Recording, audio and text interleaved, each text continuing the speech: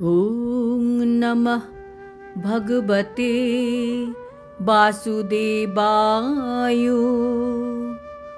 শ্রীমদ্ ভগবদ গীতা দ্বিতীয় অধ্যায় সাংখ্যযোগ। হরে কৃষ্ণ। আজ আমরা সাংখ্যযোগের ৬২ নম্বর শ্লোকটি শুনব।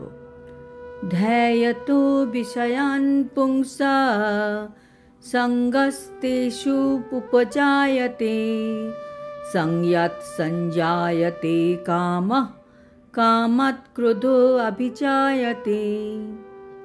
অনুবাদ: ইন্দ্রিয়ের বিষয়সমূহ সম্বন্ধে চিন্তা করতে করতে মানুষের তাতে কি হয়, আসক্তি জন্মায়।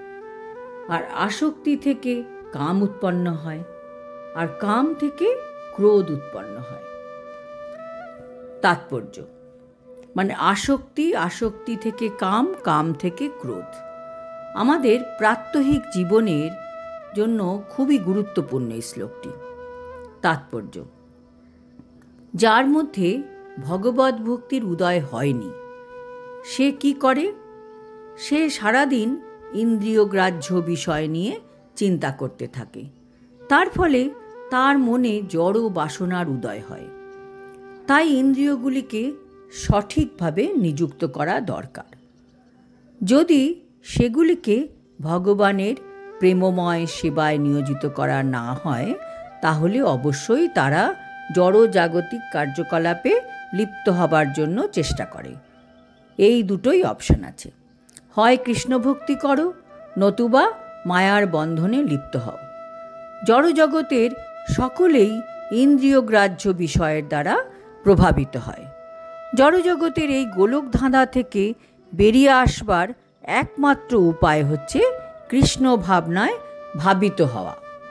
এমনকি ব্রহ্মা, শিব এবং স্বর্গলোকের অন্যান্য দেবদেবীরাও প্রভাবিত হতেন।